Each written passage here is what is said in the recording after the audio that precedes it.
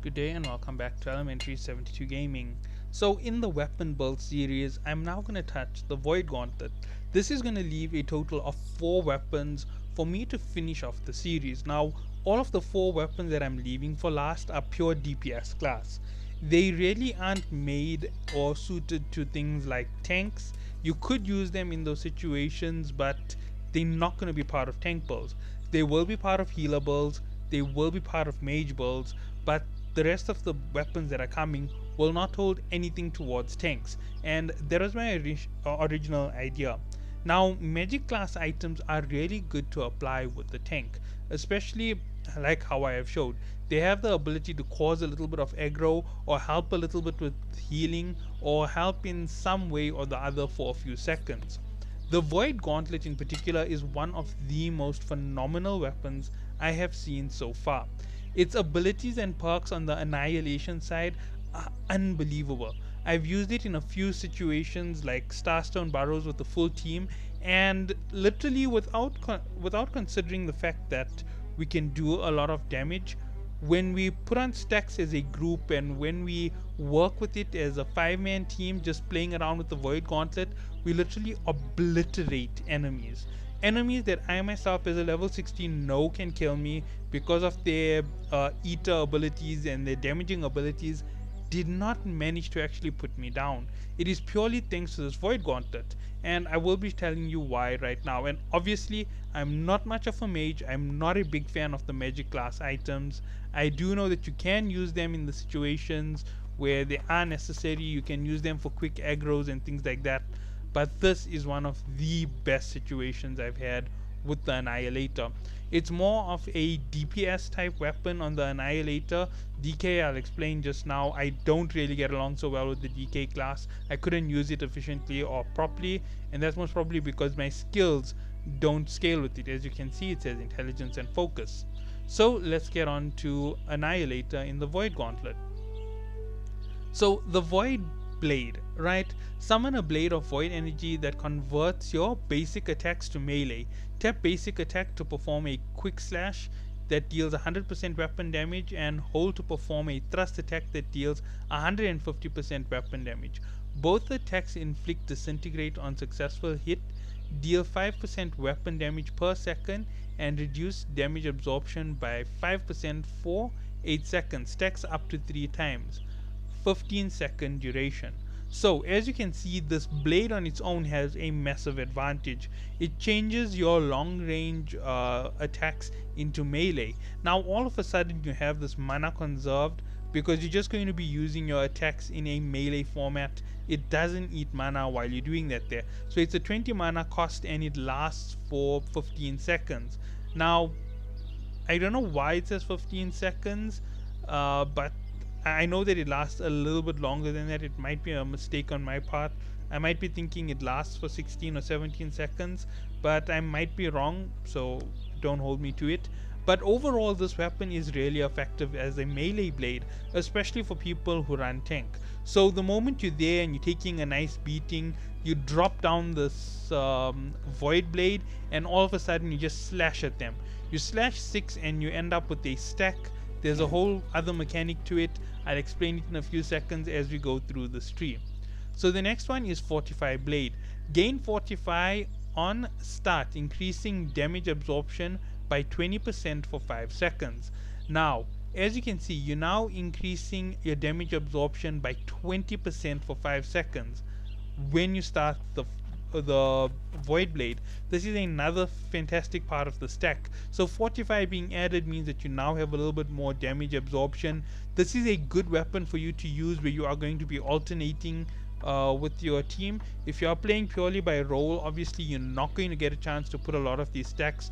You might use the Void Blade for a little bit of Fortify when your shield gets broken, so that you have a few seconds to regain stamina. But there are a few other perks which I have to go through which really get to the point. Vicious Void, 10% critical damage on Void Blade attacks. So now you get 10% critical.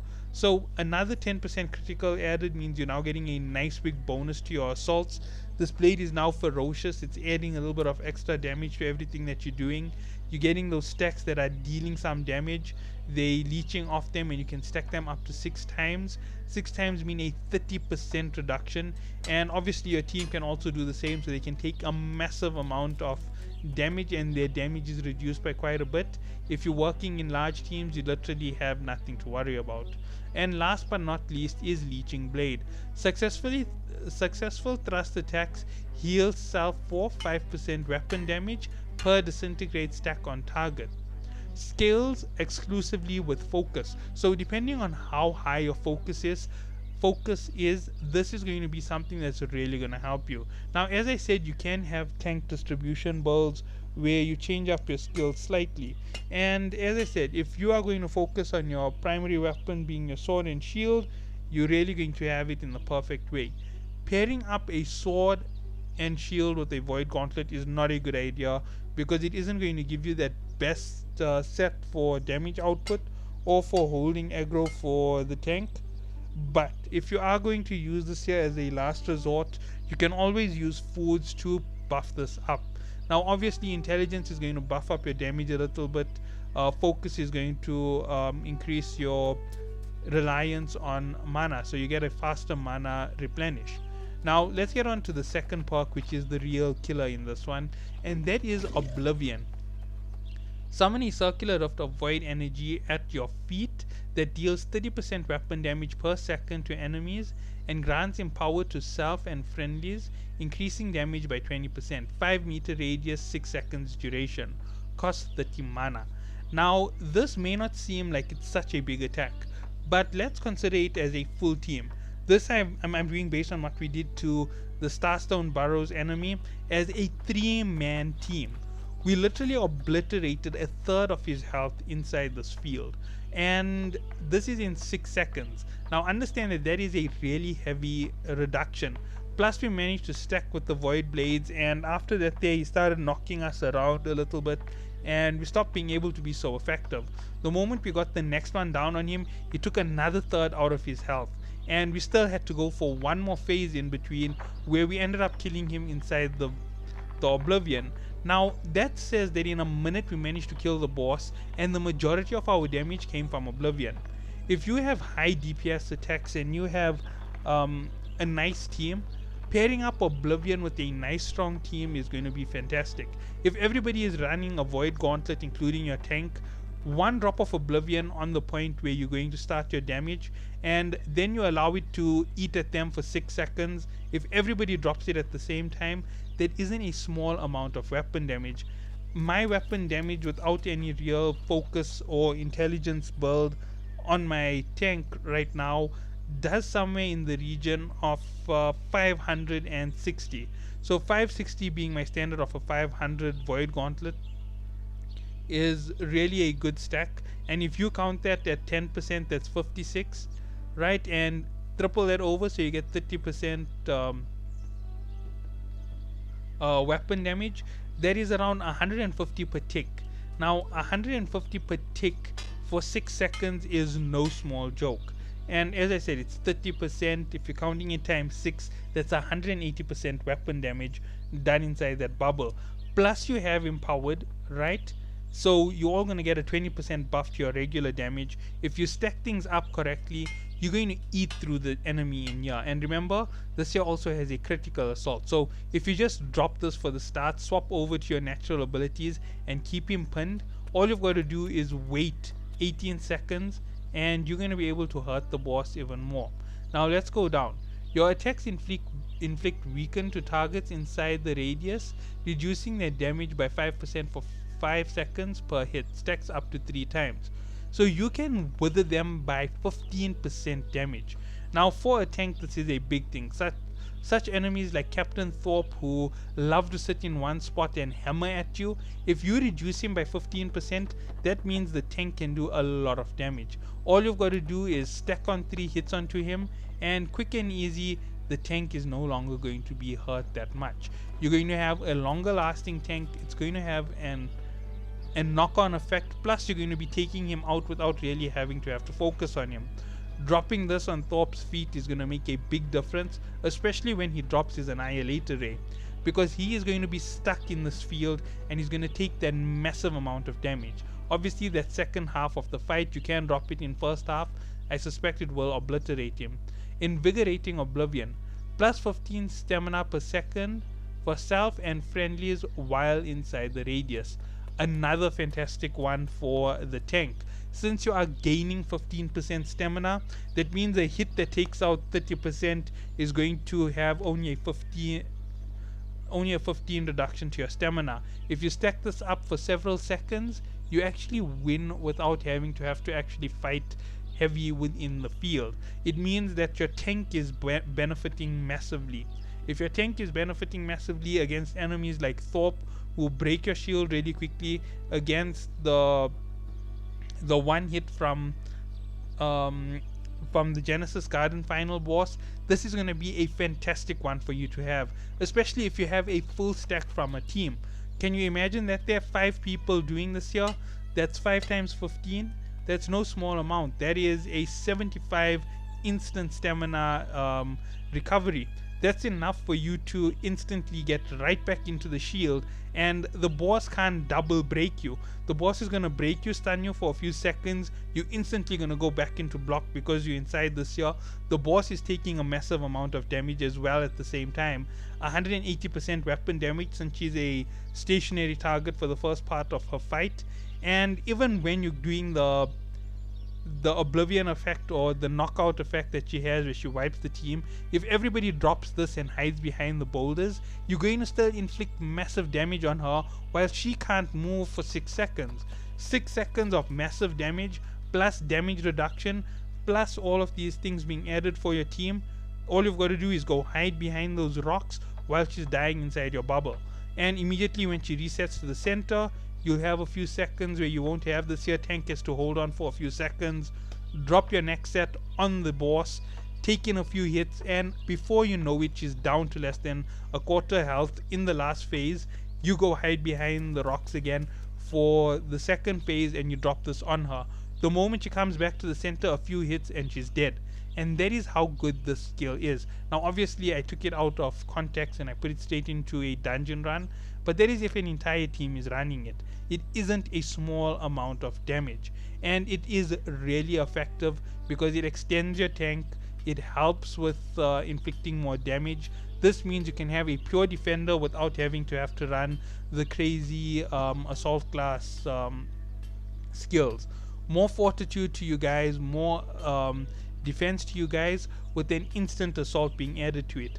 This is why I really love the Void Gauntlet. It helps particularly with the tank. And we're not yet over. Petrifying Scream. Unleash a void infused scream, dealing 100% weapon damage, staggering, inflicting a root to enemies 5 meters in front of you. Disables enemy movements for 2 seconds. Root increased by 1 second on targets below 50% health.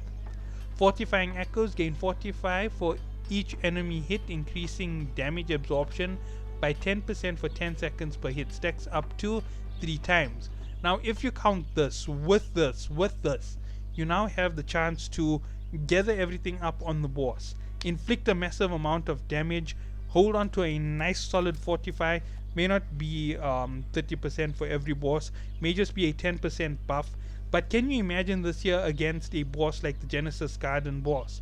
You have a massive amount of fortify, you have healing going on, you have all your stacks being loaded up on her between the phases where you have to block as a tank and where you have to assault. This is going to help you like you can't believe.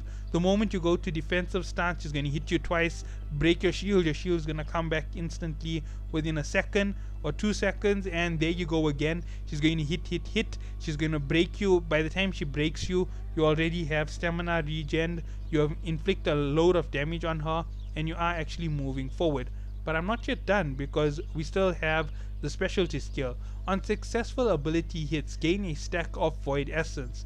At 6 stack, consume all stacks and gain a 3 meter aura that heals self and friendlies for 30% weapon damage and deals 30% weapon damage per seconds to enemies within right? Healing scales exclusively with focus, 5-second duration, 20-second cooldown. Now consider this here as just a stacking ability, right? If everybody does this here, that's another 5 second of 30% weapon damage. If everybody goes on and obliterates the boss within a matter of seconds, I'm going to just need to move quickly and then I'll get back to it. If everybody stacks this on her, if you just use the Void Blade or any one of the abilities and that stack hits 6, the moment that boss hits 6, she's going to have this massive bleed effect on her from the stacks because it eats at their health. Plus, you're going to gain this quick aura around you because you're going to be right next to the boss. The boss is going to take excess damage, and I didn't have this ability when I went into Starstone. I can only imagine how much faster the boss would have melted, and I can only imagine how deadly this Void Gauntlet is. If you're counting all of this as a team effective weapon, it's going to be unbelievable. Solo, this weapon isn't the fastest, it isn't the best, but it is a really fun weapon to use overall, especially in the Annihilator class. Now let's go down with the perks. Keen Confidence, plus 10% critical chance while above 50% health. So for those who have a high health pool, this is going to mean you get an extra critical chance by 10%. That's going to make a big difference to you, right? Refreshing Precision, plus 10% cooldown reduction on all abilities on critical hits. So every time you have a critical hit from this here, cooldown is reduced. And Efficiency Harvest, Essence Health Drain is reduced by 50% while below 25% mana. Now I don't know exactly what this Harvest Essence Health Drain is, but really it's another efficiency boost to your harvesting. And last but not least, Leashing Agony. On critical hit, gain health equal to 15% of weapon damage done. So if you're stacking everything together, remember you're effectively reducing the damage absorption, inflicting a ton of damage, and all you've got to do is apply 1 or 2 critical hits and your health regens. Obviously it is a big thing, and let's go to the next one. Forsaken Pact, plus 10% damage while below 50% mana. Right, next one, Empowering Proximity. Gaining power when casting abilities within 5 meters of an enemy, increasing damage by 10% for 5 seconds, stacks up to 30%. Now another crowd control ability in here. Refreshing Frailty, plus 5% cooldown reduction on all abilities when successfully hitting enemies affected by 3 or more debuff stacks. Can be from different debuffs. So if you have 3 different debuffs on them, which if you plant 1, 2 and 3, you will have 3 different debuffs, you immediately will gain that cooldown reduction. And it may not seem like it's that big of a deal, but if you're using all of them together with the Devour and everything put together, you're going to have almost continuous Void Blades. You're going to have continuous Oblivion. And if you keep casting Oblivion on enemies and Void Blading them and attacking them at that fast scale, you're going to have an unbelievable amount of DPS. Depending on what skills you're using, this can be ranged and it can be close range. If you're using this particular tree, it's going to make a big difference. Keen Humility, plus 10% critical chance while all abilities are on cooldown. So while they're on cooldown, you now have a 10% critical chance increase plus this 10% then makes it 20, and when you add everything together, you're just going to gain this massive ability buff. And obviously if you can pull down those debuffs quick enough with the Void Blade, your Void Blade is ready before it expires. Before 15 seconds are up, you have your next Void Blade. Remember, 23 seconds, 5%. If you double it for every 3, because you can really double it that quickly, because that's going to be your ability at the bottom, activating Void Caller. That's a 10% reduction in that quick point. 10% is 10% of the say it's 2.3 seconds reduction. That means you have 3 seconds between abilities. If you're taking it on the Oblivion, that's going to be a 1.8 second reduction for those quick hits. And that is where things really start to stack, because remember, as abilities are used, you're going to start pulling that reduction up quicker and quicker and quicker. If your blade is recovering before you lose it, that means it's going to go straight back into blade and you're going to get it. If people are using mana regen like Sacred Ground from the healer, you're going to have extra mana, you're going to be able to apply these faster, and you're going to have a massive DPS dealing and a solid way of holding onto your tank. Remember, this is a tank assistant. Okay, let's move on to the next stack, onto Decay. So the first ability is Orb of Decay. Fire an unblockable orb that passes through enemies, dealing 100% damage and inflicts disintegrate. Deals 5% weapon damage per second and reduces damage absorption by 5 seconds for 8 seconds. Stacks up to 3 times at max range. It transforms into a healing orb and returns healing friendlies for 20% weapon damage per second for 5 seconds. Healing scales exclusively with focus. Okay, so that's the first ability. Let's see what the next one does. Draining Orb gains 5% mana per enemy hit by orb. Okay, let's go down.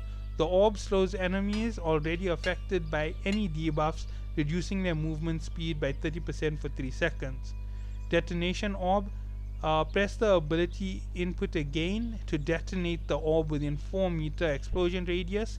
Depending on the orb's phase, the explosion will either damage enemies for 100% weapon damage, or apply a stack of disintegrate, or heal friendlies for 70% weapon damage. Healing scales exclusively with focus. Now, as you can see, this is another assistant. This is a good one to assist a healer, as you can see, or to heal a DPS with that explosion in the front. Dealing 100% weapon damage or healing for 70% really does a big thing for you as a team. Now, I'm obviously going to rush through this and get to it because I'm a little bit slow. Fire a projectile that tethers you to an enemy, weakening it and empowering you by 4% per second, 20% maximum. The tether ends if the target moves beyond 15 meters. 10-second duration. Okay. Tether refresh. Successful hits against the tethered target reduces other Void Gauntlet cooldowns by 5%. 100% mana regeneration while the tether is active. Soul Eater, regain 80% weapon damage as health if the tethered target dies. Scales exclusively with focus. Okay. Essence Rupture, fire a projectile which inflicts Essence Rupture for 10 seconds, healing anyone that hits the target for 20% of the damage done. Does not apply to damage over time. Okay. Next one, Invigorate Rupture. Players additionally receive 15% stamina when hitting the affected target. Friendlies within 4 meters of affected target are healed for 80% of weapon damage when Essence Rupture ends. Scales exclusively with focus. Now, the one problem I see with this tree against this tree is this one has a lot of healing, but it doesn't really assist a single member. This is more for a complete team. This means that it is going to be very effective for PvP. It's going to be an effective skill set just for those who are doing general activities with a small team. Glimpse of the Void, gain a stack of Void Essence per successful ability hit at 4 or more stacks. Your next successful ranged heavy attack will instantly reset all Void Gauntlet cooldowns and remove all stacks. 15-second cooldown. Okay, so this one here is quite a useful ability. An instant reset is something that's definitely going to help you. So all your abilities are instantly reset. You're going to be able to do them again. But there are some negatives to this here. You see, the one thing that I can tell you is the Blayful Tether, or the Tether, is definitely going to help you gain your mana back. Now, if you can get all your mana back instantly with this quick assault and stacking everything together, that means you can keep assaulting with this class. But it doesn't really apply massive amounts of damage. It doesn't have long-term effects besides 1 or 2 small items here, and it still requires you to fight in close range. Your mana is still going to drain quite quickly. So let's get up to the next one. Deadly Range, plus 10% damage on successful ranged heavy attacks against targets more than 8 meters away. Reverent Thirst, 5% mana per successful ranged light attack against targets affected by your Void Gauntlet debuff. Okay, next one, Refreshing Harvest. Cooldowns are reduced by 10% per second while performing Harvest Essence. Extended Suffering. Successful ranged heavy attacks increase the duration of non-crowd control debuffs you have applied by 10%. Radiant Efficiency and mana costs are reduced by 25% while above 50% mana. Leeching Bolts healing from ranged heavy attacks is increased by an additional 30% on damage dealt if the target is below 50% health. Mending Evasion. Dodging with full mana heals you for 80% weapon damage, scales exclusively with focus, 20% cooldown. Okay, so as you can see, the decay actually helps with healing you more than anything else.